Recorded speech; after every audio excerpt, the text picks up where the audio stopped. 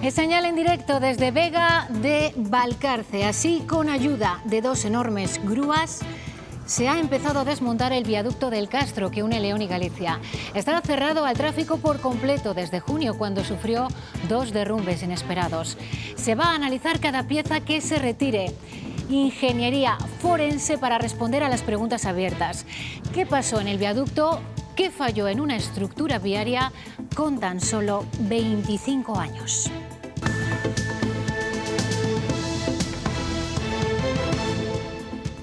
Hola, ¿cómo están? Finalmente no será un estudio sobre Garoña el que realice la Junta, sino sobre la idoneidad del Valle de Tobalina para albergar instalaciones nucleares. Pero la noticia en las Cortes a estas horas es otra. Se ha tenido que parar el Pleno. Lidia Corral, ¿qué es lo que ha pasado? Acaba de retomarse la sesión. Todo ocurría durante la intervención de Pablo Fernández. Tras una serie de calificativos hacia el presidente de la Junta y su vicepresidente García Gallardo, la bancada popular ha comenzado a protestar. Con esa bronca, el presidente de las Cortes en funciones decidía paralizar el Pleno 15 minutos y a la vuelta el vicepresidente de la Junta ha dicho que ciertas palabras y ciertos insultos eran inaceptables en la Cámara tras pedir una intervención. Y ya son 3 las comunidades autónomas, Castilla y León entre ellas, que abogan por suprimir la obligatoriedad de la mascarilla en el transporte público. El Ministerio de Sanidad espera a la propuesta de los expertos para decidir. Obligatoriedad no, en un momento determinado, pero pedagogía a favor del uso puntual de la mascarilla, yo creo que sí. Que esto de las mascarillas es ya una cosa muy política. Se debería de seguir manteniendo, ya independientemente de por el COVID, por otro tipo de virus que pueda haber respiratorios. Hay empleo en el medio rural, los pueblos son un nicho ahora mismo en el que se están alumbrando nuevos proyectos. Vine a ayudar un poco en casa, a ver si de verdad me decidí a dar el paso. Y bueno, pues las abejas es un mundo que engancha mucho y al final, pues mira, 4 años después, pues ya aquí estamos asentados. Sin perder tiempo, se tala la madera quemada en el incendio de la Sierra de la Culebra este verano. Hay que evitar plagas. Los lotes de pino saldrán a subasta. Es casi 1,5 millones de metros cúbicos de madera, que superará los 24 millones de euros. El diagnóstico es un mazazo para el paciente y para su familia. Sufre de Alzheimer, le dijeron también a él, Miguel Martínez, en primera línea de la política con el PSOE y ahora dispuesto a encarar de forma activa el proceso de su enfermedad. Pues sí, me emociono y yo pasé unas noches difíciles, ¿no? Las primeras no son fáciles. Puedes imaginar que te dicen con 70 años que estás físicamente bien, que estás hecho un mozo, y te dicen que tienes Alzheimer, pues te llevas un susto. Y en cuanto a las previsiones meteorológicas, ya lo ven, nubes y claros cielos despejados en la mitad norte de la comunidad. Las temperaturas estables, aunque se puede experimentar un ligero descenso en las próximas horas, que será más palpable en la jornada de mañana.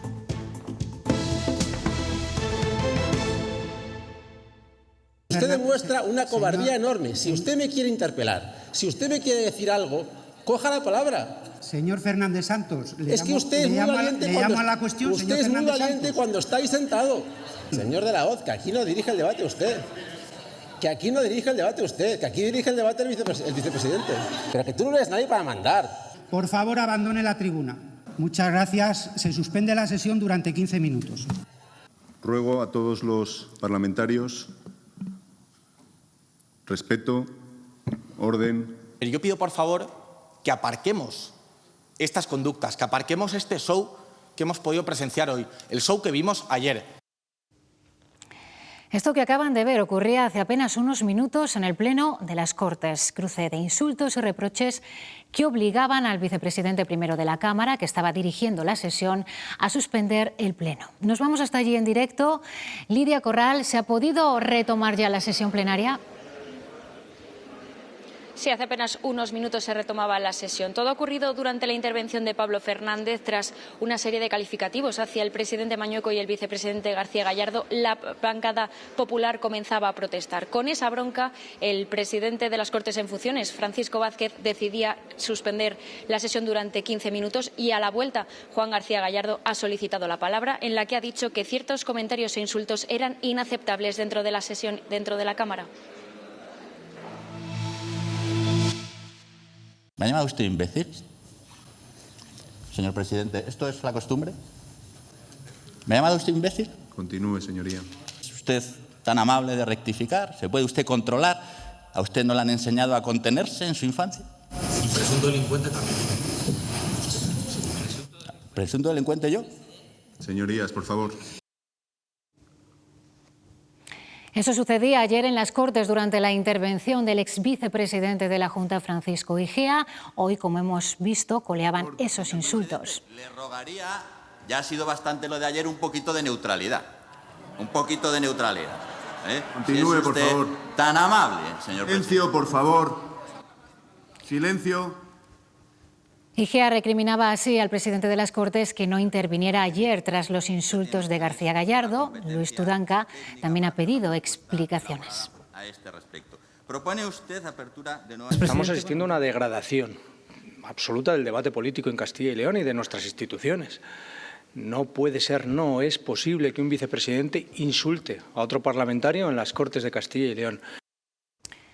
Fuera del hemiciclo, el presidente de la Junta ha apelado a la moderación por parte de todos, después de explicar también que ha mantenido una conversación sobre lo sucedido con García Gallardo. A mí siempre me van a encontrar en el diálogo, en la moderación. Creo que la política es una forma de tender puentes, de preocuparnos de los problemas reales de la gente, de la cesta de la compra, del depósito de los vehículos, etcétera, ¿no?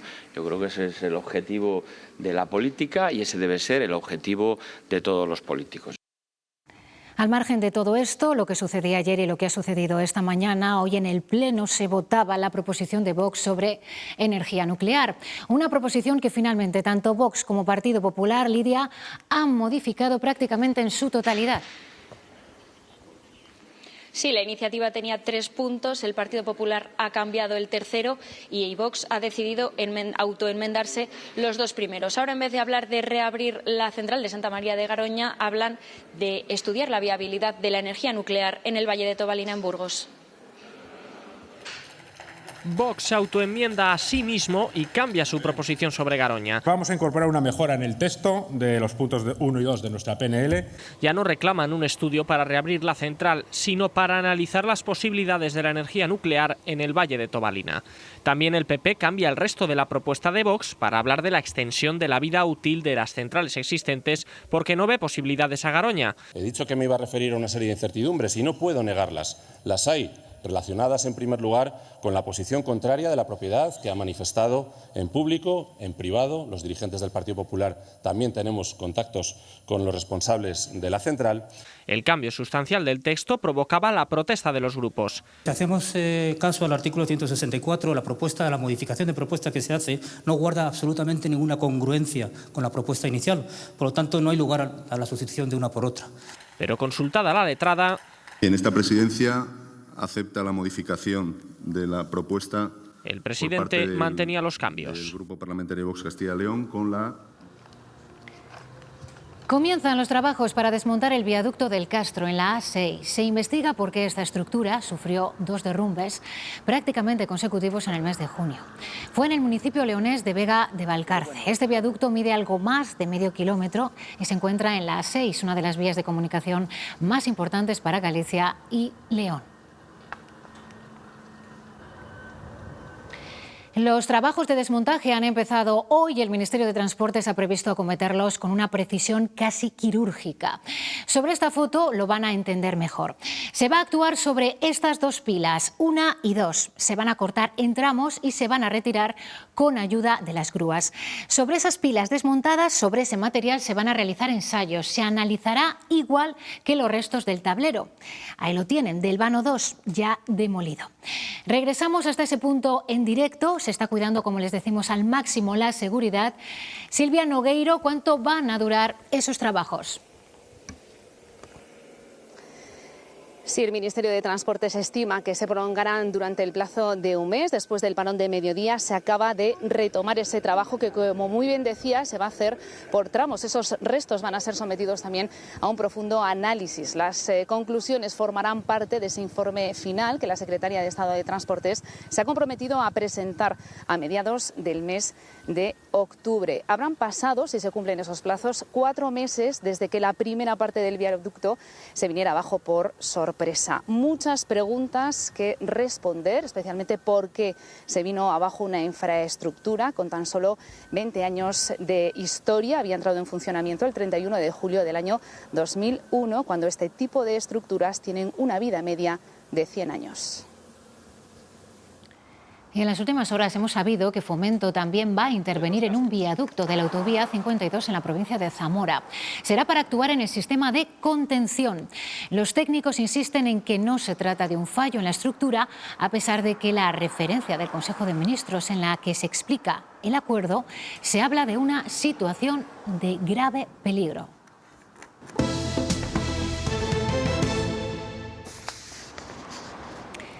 Nos acompaña casi desde que aguardamos en la parada, en la calle. La mascarilla sigue siendo obligatoria en el autobús y en el transporte público en general. Es uno de los pocos espacios, junto a centros de salud, hospitales y farmacias, donde su presencia nos recuerda la batalla que hemos librado frente al COVID.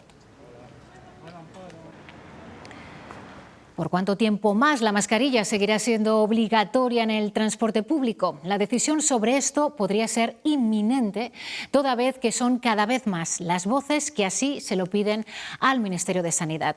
Castilla y León es, junto a Madrid y Cataluña, partidaria de dar ya este paso.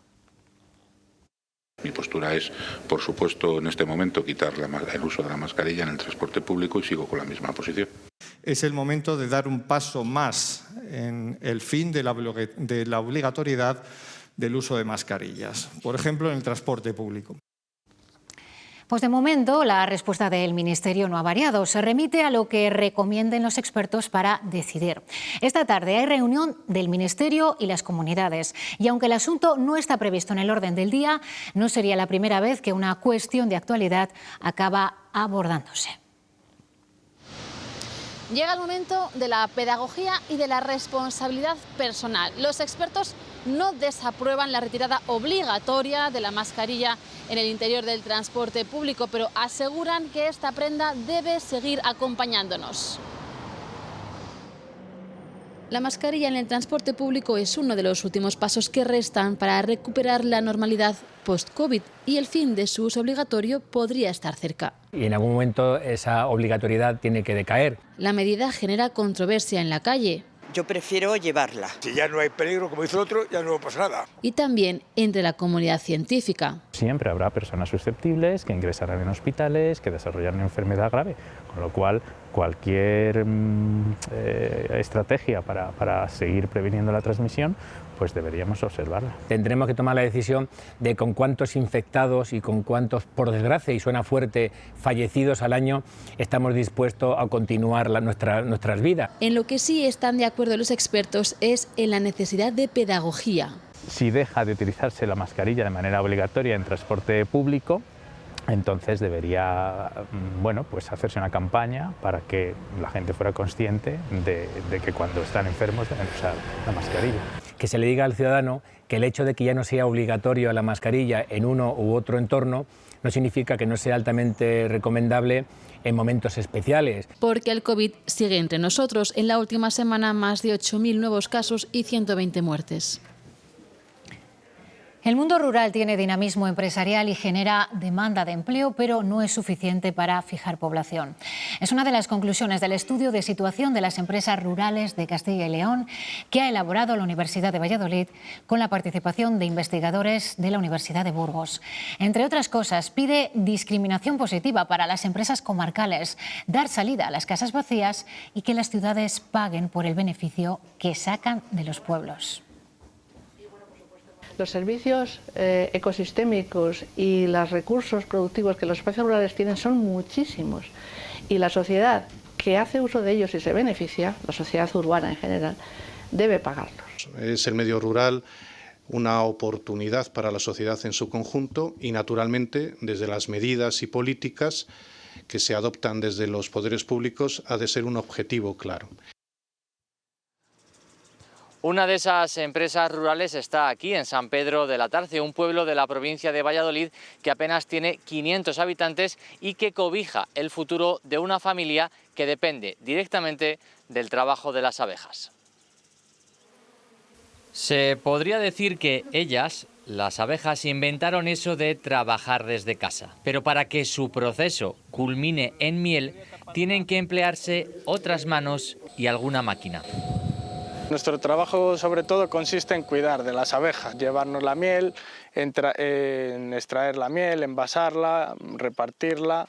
Adrián se volvió a casa tras unos años en la ciudad. Las abejas es un mundo que engancha mucho y al final, pues mira, 4 años después, pues ya aquí estamos asentados. Mira, porque sé que está muerta, ¿ves cómo está la piquera de sucia? Y aunque el cambio climático le está complicando el futuro, con la enorme sequía que estamos arrastrando, pues es un año catastrófico. Tenemos unos otoños tan calurosos que la abeja no forma el bolo invernal hasta muy tarde.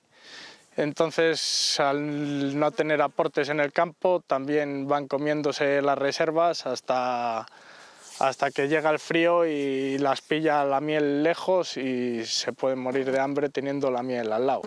no concibe ahora abandonar su colmena.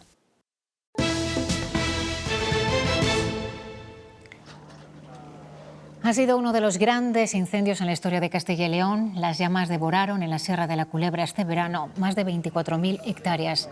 Recuperar esa zona, curar esa herida, será un proceso largo que ya ha comenzado.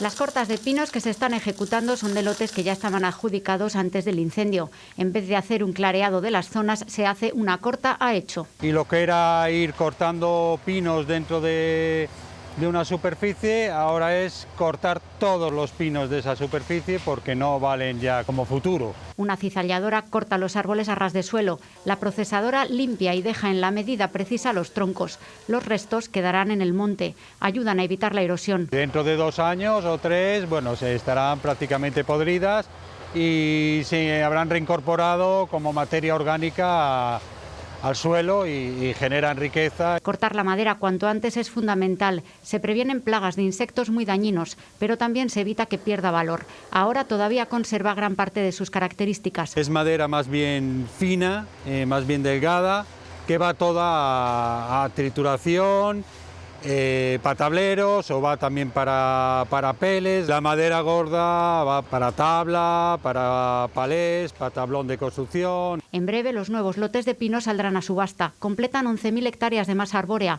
casi 1,5 millones de metros cúbicos de madera por un valor que superará los 24 millones de euros. Estos diques se llaman albarradas, frenan la caída de ceniza, tierra, piedras y otros materiales cuando llueve. Se intenta disminuir la pendiente y por tanto la velocidad del flujo del agua y disminuir la erosión.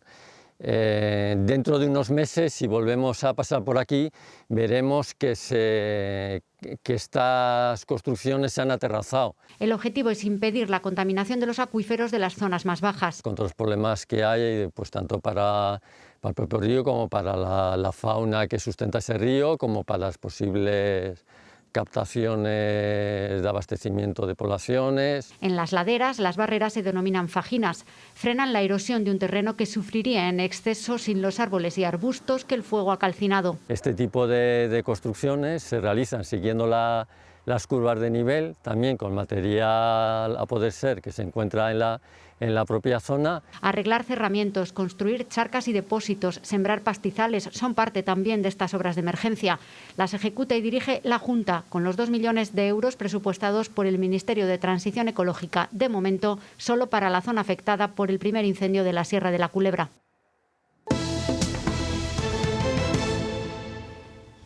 La vicepresidenta tercera, Teresa Rivera, y el ministro de Consumo, Alberto Garzón, se han reunido con asociaciones de consumidores en la ronda de contactos para diseñar el plan de contingencia energético.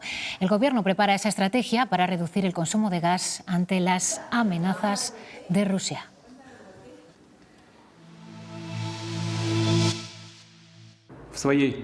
En su política agresiva antirrusa, Occidente ha cruzado todas las líneas. Si la integridad territorial de nuestro país se ve amenazada, sin ninguna duda usaremos todos los medios a nuestra disposición para proteger a Rusia y a su pueblo. Esto no es un farol. Es la última amenaza de Vladimir Putin de que Rusia está dispuesta a usar armas nucleares. Se producía a primera hora de esta mañana. Moscú recupera el discurso de la Guerra Fría ante los reveses que está sufriendo su ejército en Ucrania con la ayuda occidental. Por primera vez Putin recurre a una movilización de la población en la guerra, reclutando a 300.000 reservistas. Lo que era una operación militar especial, según Vladimir Putin, pasa a ser oficialmente una guerra con la llamada filas de parte de la población. Moscú va a movilizar 300.000 reservistas para incorporarlos a sus huestes en Ucrania. Solo estamos hablando de una movilización parcial. Solo se reclutará a quienes estén actualmente en la reserva militar. Castigará con cárcel a quienes sean llamados y se nieguen a incorporarse a la guerra, al igual que a los soldados que deserten o se rindan. Además, anuncia referéndums de anexión a Rusia de los territorios que controla en Ucrania, que es lo que hizo para quedarse con Crimea en 2014. Haremos todo lo necesario para asegurar las condiciones para celebrar los referéndums de forma que el pueblo pueda expresar su voluntad. Así consideraría esos territorios como parte de Rusia. Vladimir Putin advierte a Occidente sobre cualquier agresión. Da a entender que está dispuesto a usar su arsenal nuclear. Si la integridad territorial de nuestro país se ve amenazada, sin ninguna duda usaremos todos los medios a nuestra disposición para proteger a Rusia y a su pueblo. Esto no es un farol. La amenaza llega tras la contraofensiva del ejército ucraniano, que ha conseguido recuperar más de 8.500 kilómetros cuadrados de su territorio en este mes. Ese revés bélico ha despertado críticas contra Putin del sector más ultranacionalista ruso, lo que le ha llevado a endurecer su estrategia. El etarra Henri Parot abandona la cárcel de Villayerro en León tras haber cumplido las 3/4 partes de su condena. Está previsto que ingrese en el centro penitenciario de Nanclares de Oca, en Álava. Sobre este acercamiento al País Vasco se le ha preguntado hoy al ministro Marlaska. Vox le reprocha que sea un indulto encubierto. Congreso, Daniel de la Fuente. Parot cumplirá lo que le resta de su condena en el centro penitenciario de Nanclares de Oca. Esta noche estará en La Coruña y mañana en Santander para hasta su llegada el viernes al País Vasco. Hoy aquí en el Congreso Vox ha acusado al Gobierno con respecto a estos acercamientos de estar haciendo indultos encubiertos y dejar en el olvido a las víctimas de ETA a cambio de votos de sangre. El ministro Marlaska asegura que estos traslados se ajustan a la legalidad y que una vez se venció a ETA, esa política de dispersión desaparece. Pide respeto para los jueces y para los funcionarios de prisiones. Los traslados son aplicación de la ley. Es un derecho el cumplir la pena en las inmediaciones del domicilio para evitar la exclusión social. No todo vale, y menos aún poner en tela de juicio la labor de los funcionarios de instituciones penitenciarias y de los jueces que controlan las penas. Hoy tampoco ha habido acuerdo y el Consejo General del Poder Judicial sigue sin nombrar a los 2 magistrados pendientes del Tribunal Constitucional. El juez decano de Ponferrada ha sido rotundo esta mañana sobre lo que supone este bloqueo. Es tremendamente triste estar observando este espectáculo lamentable que la política nos está ofreciendo de falta de cumplimiento del mandato constitucional y de falta de rigor en el cumplimiento de las garantías que las propias leyes establecen.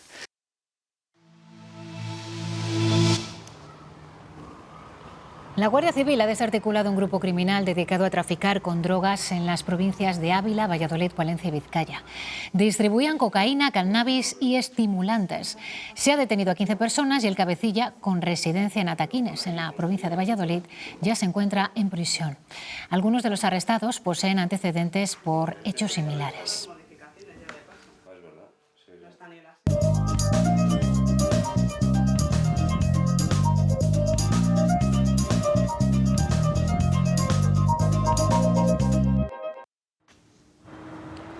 La compraventa de viviendas durante el mes de julio creció en Castilla y León casi un 13% con respecto al año pasado. Este aumento, según los datos que hemos conocido, es casi 5 puntos mayor a la media nacional. En total se vendieron en julio en nuestra comunidad 2.462 viviendas.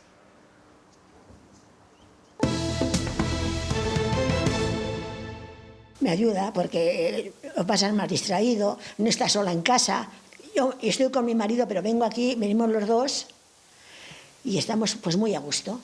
Me encuentro muy bien, muy a gusto con todas porque nos tienen entretenidísimas, no nos dejan un minuto para poder estar pensando en los pensamientos que pueda tener malos o regulares. Son pacientes con Alzheimer a los que escuchamos todo el año, pero hoy en su Día Internacional más si cabe. En Zamora, la Asociación de Enfermos y Familiares ha salido a la calle a buscar voluntarios y a mostrar ese puzzle al que falta la pieza central. A los viandantes que han participado se les ha entregado esa pieza junto a un regalo y se les ha ofrecido participar en las actividades de la institución. Miguel Martínez ha sido casi todo en política. Fue senador, diputado, secretario provincial de los socialistas de León, alcalde de San Andrés y presidente de Paradores. Ahora su vida ha cambiado radicalmente de ritmo. Hace unos meses le diagnosticaron Alzheimer. Reconoce que los primeros días fueron muy duros. Te llevas un susto y tardas un tiempo en admitirlo, ¿no? Bueno, pues tengo Alzheimer. Unos días no duermes pensándolo. Hace deporte y vida normal dentro de un orden. Solo toma una pastilla al día. Cree que es fundamental la visibilización de la enfermedad y acudir a los centros especializados. Si estás allí, yo estoy mucho mejor, hablo mucho mejor, manejo mejor la lengua, incluso casi como cuando estaba en política. Otra de sus claves para sobrellevar el día a día es, sin duda, el optimismo. Hay miles de científicos que están trabajando en Japón, en Estados Unidos, en España, en todos los países del mundo para vencer esta enfermedad y lo vamos a conseguir. Senén es compañero de Miguel en el centro de Alzheimer. Lleva 10 años trabajando para mantener a raya el Alzheimer. La ayuda de la familia, dice, es fundamental. Y una medida básica para salvar vidas es difundir más entre la población la maniobra RCP. Está al alcance de casi cualquiera, incluso niños de corta edad. Por eso la Consejería ha decidido incluirla en los contenidos educativos de primaria.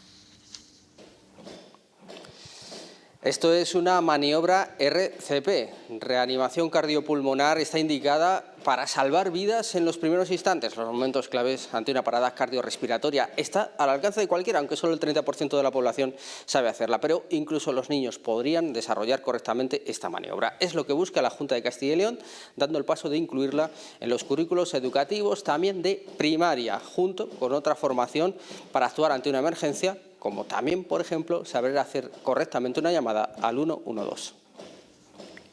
Estamos en plena Semana de la Movilidad, destacando la necesidad de cambiar nuestros hábitos y usar más medios de transporte menos contaminantes. Pero, por desgracia, se suceden episodios que nos indican que es necesario mejorar en el civismo y en la comprensión hacia los vehículos más frágiles. El último ha sido en Valladolid. Un joven de 17 años ha resultado herido tras ser atropellado por un turismo mientras circulaba con su patinete eléctrico por el Paseo Arco de Ladrillo en Valladolid. Al parecer fue empujado mientras circulaba por la acera, tras lo que cayó hacia la carretera y fue atropellado por un turismo que pasaba en ese lugar en ese mismo momento y cuyo conductor se paró a auxiliar al menor. El joven fue trasladado en UBI al Hospital Clínico de Valladolid con un pronóstico grave. La Inspección de Trabajo ha impuesto una multa de 79 millones de euros a Glovo por incumplir la ley Rider. También ha regularizado la situación de 10.600 trabajadores a los que la compañía se negó a poner en nómina. La empresa va a recurrir la multa. Dicen que el agua es necesaria para sobrevivir, pero eso es quedarse corto, porque somos muy de saltar, de cantar en la ducha y muy de bebernos esta botella que está muy llena de vida, de muchas vidas. El agua no nos hace falta solo para sobrevivir, nos hace falta para vivir muy fuerte. Bezoya, agua de mineralización muy débil, agua para vivir muy fuerte. En el castillo de Fuensaldaña, en Valladolid, se ha presentado hoy la segunda edición de Black Valladolid. Tras la primera, centrada en la temática de la novela negra, esta edición toma el vino como hilo conductor. El evento, ligado a la literatura, finalizará el domingo y busca ahora consolidarse con el paso de los años para poder traer cada edición una temática diferente que abordar. La novela negra dentro de la literatura ahora mismo es, digamos, el género que más capta la atención de los lectores y bueno, pues tenemos la suerte de los autores que nos dedicamos a este género literario de estar en esta cresta de la ola. Efectivamente, en la parte audiovisual hay una demanda de este tipo de contenidos y bueno, pues los que nos hemos consolidado en este género y tenemos muchas novelas que han funcionado bien, pues tenemos la suerte incluso de tener proyectos audiovisuales en marcha. Si pasean estos días por Valladolid habrán visto que muros grises han dado paso al color. La segunda edición del Festival de Arte Urbano Efímera convierte la calle en una galería. 14 artistas locales e internacionales procedentes del graffiti decoran ahora con vinilos, collage y murales. Empezó firmando muros a escondidas y ahora expone en galerías de Londres. Hice una transición desde el graffiti más puro y más convencional al street art y también al arte, porque estudié Bellas Artes después. El graffiti de los 60 y 70 fue el germen de la revolución artística de los 90 en la calle. La gente entendía, uy, ya, es que hay dos tipos de graffiti, ¿no? El que ensucia y el que decora. Se desarrolló muy lentamente, hasta que ahora hay una fusión directamente del arte contemporáneo. Para crear un mundo de 3 pisos necesitará 5 días y más de 200 botes de color. Inviertes muchas horas o duermes poco, estás todo el día alerta, pero en el caso del graffiti, yo invierto muchísimo tiempo en hacer composiciones y yo sé que va a durar nada, que lo van a tachar, que lo van a romper, que se va a caer por la lluvia. En este festival, los lienzos de los 14 artistas locales y nacionales que participan son la textura, los materiales y el mobiliario municipal. Lo que pretendemos es tener un poco una colección de arte contemporáneo para que la gente empiece también un poco a educarse un poco con gente que viene del graffiti y del diseño, tatuadores, que estén haciendo otro tipo de obra. Disparo a disparo convierten la ciudad en una galería efímera para la mirada del paseante.